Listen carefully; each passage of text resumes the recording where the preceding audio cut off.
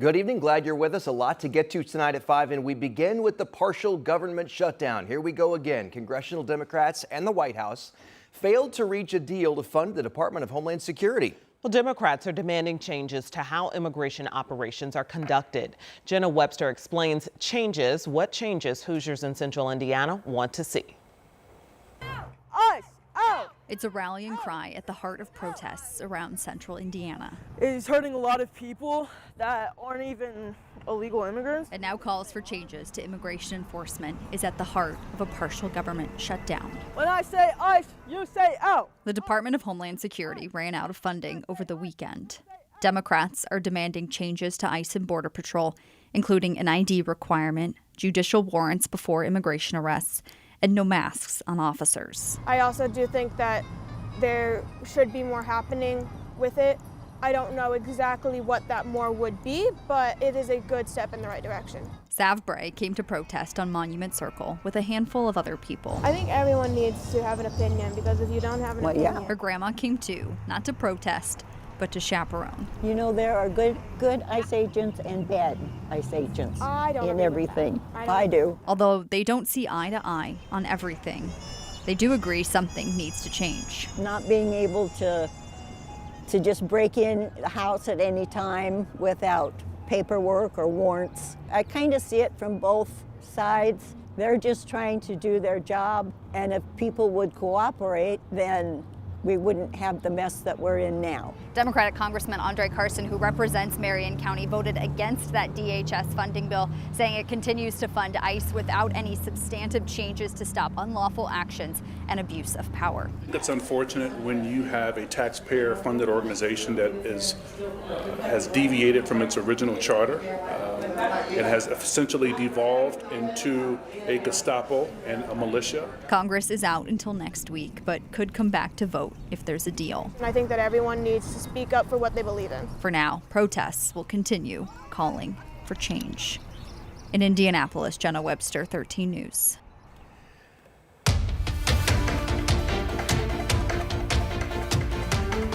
All right, now to breaking news. We are following on the near northwest side, not far from the Speedway. That's where IMPD tells us 2 people were shot. So we have a crew on the scene right now. Let's get straight to them because they are giving us live pictures of what's going on in this area. As you can see, it's an active crime scene. Police are telling us 1 person was shot on North Tibbs Avenue. This is near 21st Street. All of this just east of the Indianapolis Motor Speedway. IMPD says another person was then found shot on Medford Avenue, which is just a few blocks east of this scene. Police say both victims are stable. Officers think these could be connected, but they have yet to confirm. Again, these are live pictures from the near northwest side. You can see a very active scene there. Police still on the scene with the yellow crime scene tape. As we learn more, we'll be sure and bring it to you.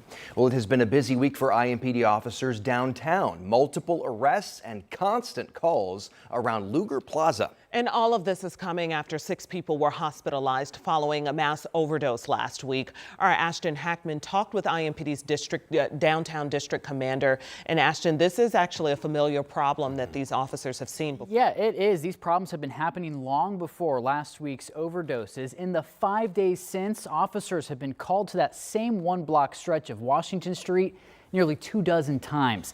Police arrested 4 people on Friday for smoking and dealing spice on the plaza. You can see it here in those baggies in the picture on the left. And yesterday, IMPD tells us officers arrested a convicted felon who was carrying the gun you see there in the photo on the right. Another person was also arrested for possessing and dealing meth. Now, since the start of the year, there have been 53 incident reports filed within a 1-block radius of Luger Plaza and the Transit Center. IMPD police reports show multiple drug and weapons-related investigations. It's also a spot officers come in contact with people who have outstanding warrants. Since 2021, the number of incidents at this spot, get this, nearly 2,000.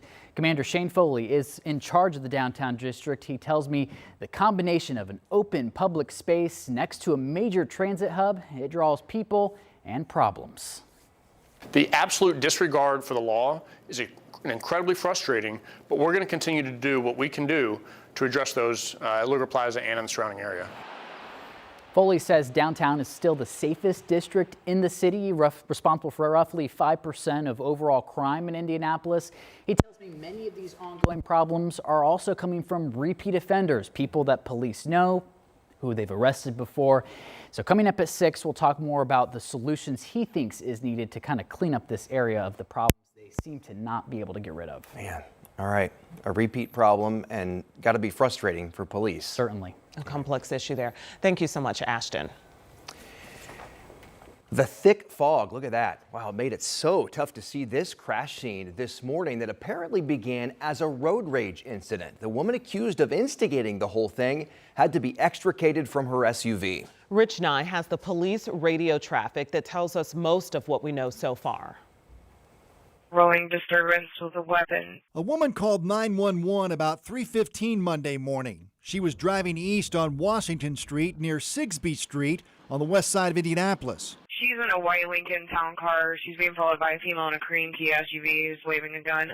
Both cars got on I-465 north, and the road rage allegedly continued. She just hit the caller. Police say they were able to catch up with the cars on 465, and initially, both cars pulled over and stopped. But then the Kia Sorento took off, disappearing into the thick fog. Kia just took off. The Kia didn't get far, crashing into an attenuator on the ramp from 465 north to 74 west. Police say they quickly drove up on the crash scene. Car's on fire. Flipped. The Speedway Fire Department had to extricate the woman from the Kia. She was taken to the hospital in critical condition. Meanwhile, the alleged victim in the other car didn't stick around to tell police what started or escalated the incident. If you haven't been able to reach the original caller yet, please keep trying until you reach her. We need to speak with her and have her come to the scene.